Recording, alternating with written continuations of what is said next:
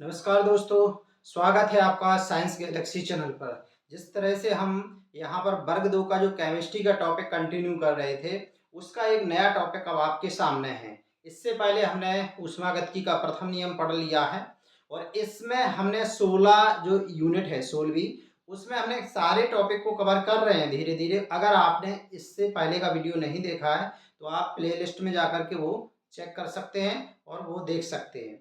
अब यहाँ हम करते हैं कंटिन्यू ऊष्मागतिकी का दूसरा नियम। चलिए, यहाँ पर देखिए ऊष्मागतिकी का आपके सामने दूसरा नियम है। अब पहले नियम में देखो क्या-क्या कहा गया था कि पदार्थ जो ऊष्मा होती है, उसको ना आप नष्ट कर सकते हो, ना ही उसको उत्पन्न कर सकते। कुल मिलाकर के ये होता है कि ऊष्मा जो होती है, एक प्रकार की ऊष्मा को ही दूसरे प्रकार की ऊष्मा में चेंज कर दिया जाता है। कोई ऊष्मा अपने आप उत्पन्न नहीं होती है कि आप किसी भी ऊष्मा को ना लें, वो ऊष्मा उत्पन्न हो जाए। कुल मिलाकर के ऐसा है कि एक प्रकार की ऊष्मा ही दूसरे प्रकार की ऊष्मा में कन्वर्ट हो जाती है। जिस तरह से आपको हमने एग्जाम्पल के तौर पर बताया था कि आपका जो हीटर है, वो विद्युत ऊर्जा का उपयोग करके ही किस में कन्वर्ट करता है? ऊष्मा ऊर्जा में। तो कुल मिलाकर के उसने किसका कन्वर्ट किया? विद्युत का। किसमें? ऊष्मा में। अब ऐसा है कि आप विद्युत ना लें और ऊष्मा बदल जाए उसमें, तो ऐसा संभव नहीं है। तो ऊष्मागतिकी के प्रथम नियम ने यहाँ पर समझा दिया था। लेकिन यहाँ पर इससे आगे जो ऊष्मागतिकी का दूसरा नियम चलता है, क्या चलता है? दूसरा नियम कहता है कि कोई भी ऊर्जा है, हमेशा उसको आप 100% कार्य में चेंज नहीं कर सकते हो। समझ पा रहे ना? मतलब ये है कि ऊष्मा को आप 100% कार्य में चेंज नहीं कर सकते हो, या ऐसा कहें कि आप जैसे देखिए, आप क्या करेंगे कि ऊष्मा है, ये बोलता है कि ऊष्मा का कुछ भाग व्यर्थ खर्च हो जाता है।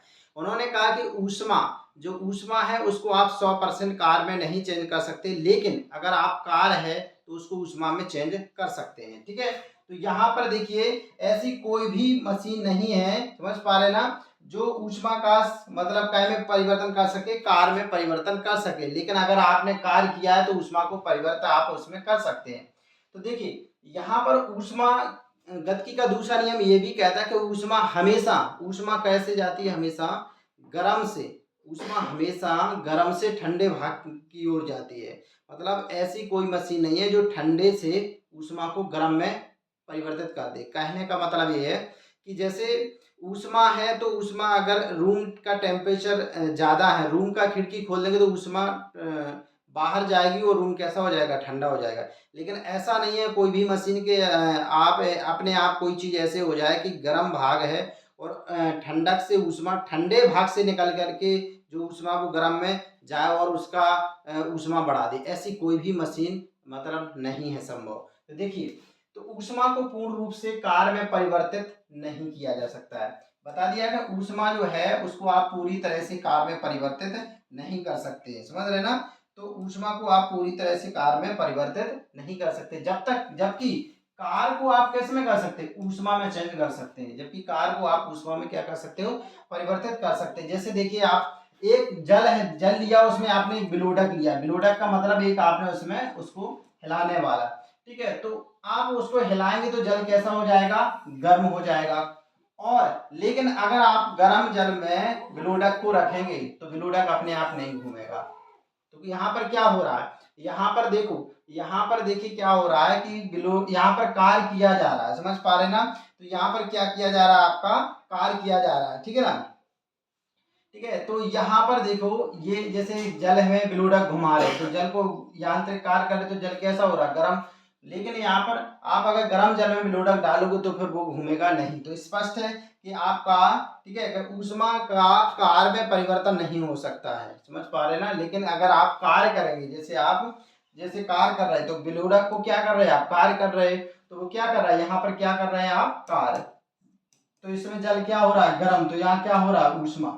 तो कुल मिलाकर के कार्य करने पर ऊष्मा में चेंजेज हो जाता है। लेकिन अगर आप सोचो कि अगर ऊष्मा है, ऊष्मा को आप पूरी तरह से मतलब किसमें चेंज कर सको? कार्य में, तो ये संभव नहीं है। क्लियर? केल्विन का नियम क्या कहता है? इसमें केल्विन ने बोला, चक्रीय प्रक्रिया द्वारा ऊष्मा भंडार से ऊष्मा स्थानांतरित कर कार्य बदलना असंभव है। कैसा? जब तक कि गर्म से ठंडे भाग में ऊष्मा का स्थानांतरण ना हो। तो उन्होंने कहा है कि कोई भी आपका कार में तब तक ऊष्मा कार में चेंज नहीं हो सकती जब तक कि आप क्या ना करो कि गर्म भाग से ऊष्मा ठंडे भाग की ओर ना जाए। अगर गर्म से ऊष्मा ठंडे भाग की ओर जा सकती है तभी वो किस में चेंज हो सकती है, कार में। क्लॉसियस ने भी इसमें परिभाषा दी है कि ऐसी मशीन का निर्माण असंभव है कि जो ठंडे भाग से ऊष्मा लेकर के गर्म भाग में स्थानांतरित कर दे। तो ठंडे भाग से ऊष्मा गर्म भाग में कभी भी नहीं जा सकती है, समझ रहे हैं? वो कब जाएगी, जब तक कि इस पर बाह्य कार्य ना किया जाए। अगर ऐसा करना पड़ेगा तो उस पर आपको क्या करना पड़ेगा, बाह्य कार्य करना पड़ेगा, स्वतः ऐसा संभव नहीं है। तो कुल मिलाकर के एक ही बात यहाँ पर आ रही है, समझ पा रहे ना, कि किसी भी स्थिति में आप ऊष्मा को संपूर्ण रूप से कार्य में बदलना संभव नहीं है, समझ पा रहे ना। ऊष्मा को आप कार्य में परिवर्तित नहीं कर सकते, जबकि कार्य को क्या कर सकते हैं, आप ऊष्मा में परिवर्तित कर सकते हैं। क्लियर। तो ऊष्मागतिकी के द्वितीय नियम के द्वारा आपको ये पता चला कि 100% कार्य को, ऊष्मा को 100% कार्य में चेंज नहीं कर सकते आप, समझ पा रहे ना।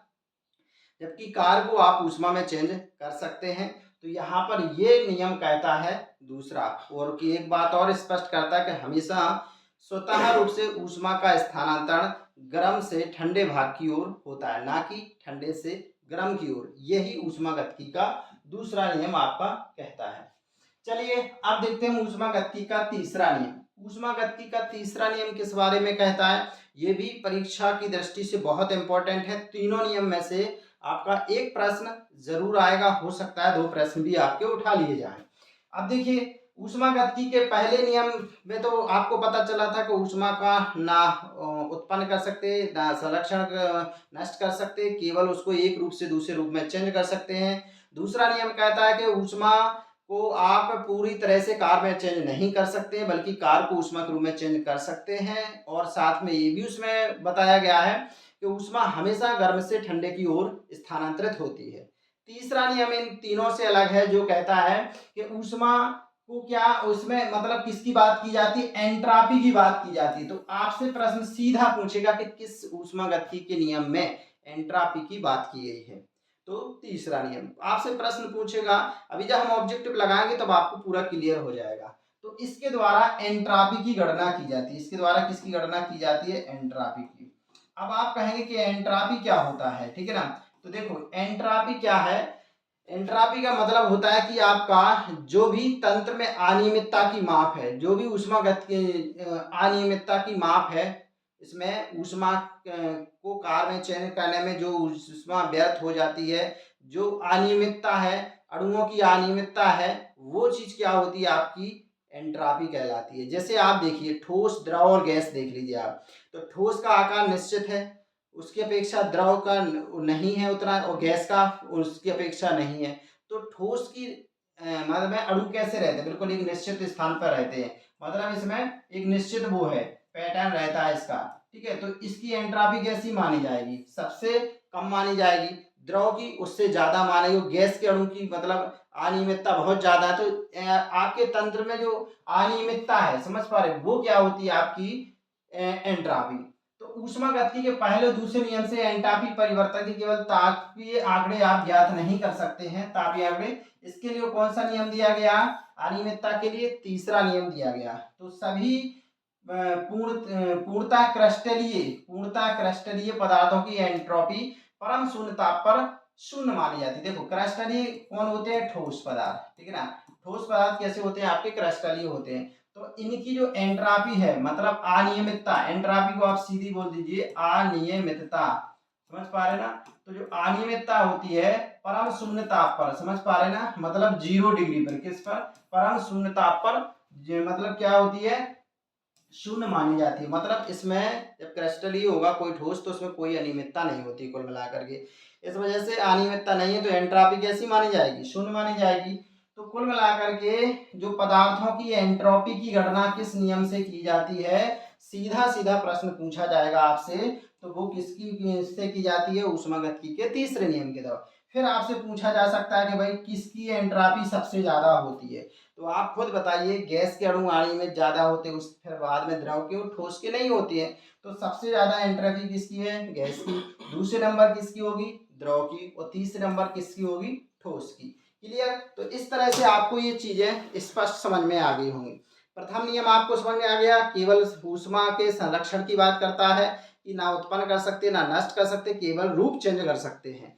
दूसरा नियम करता है कि 100% ऊष्मा को 100% कार्य में चेंज नहीं कर सकते हैं, समझ पा रहे, जब तक कि उस पर बाह्य कार्य ना किया जाए। कुल मिलाकर के ऊष्मा का कुछ भाग व्यर्थ खर्च हो जाता है, अर्थात उसमें ये कहा गया है कि जो आपका कोई भी जो ऊष्मा है वो हमेशा गर्म से ठंडे भाग की ओर जाती है। कोई भी मशीन ऐसी नहीं है कि जो ठंडे भाग से ऊष्मा को निकाल करके गर्म भाग में स्वतः चेंज कर दे। समझ पा रहे हैं ना? तो ये उन्होंने बोला है।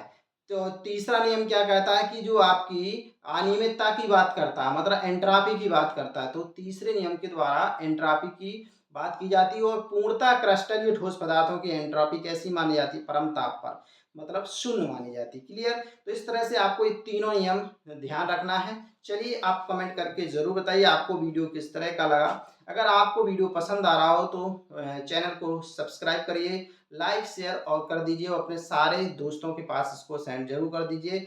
समय के साथ आपको इस पर पूरे ऑब्जेक्टिव क्वेश्चन भी देखने को मिलेंगे। कुल मिलाकर के यहाँ पर केमिस्ट्री का पूरा पोर्शन आपको कंप्लीटली एक जगह मिलने वाला है। चलिए दोस्तों देखते रहिए, बहुत बहुत धन्यवाद। आपका दिन मंगलमय हो।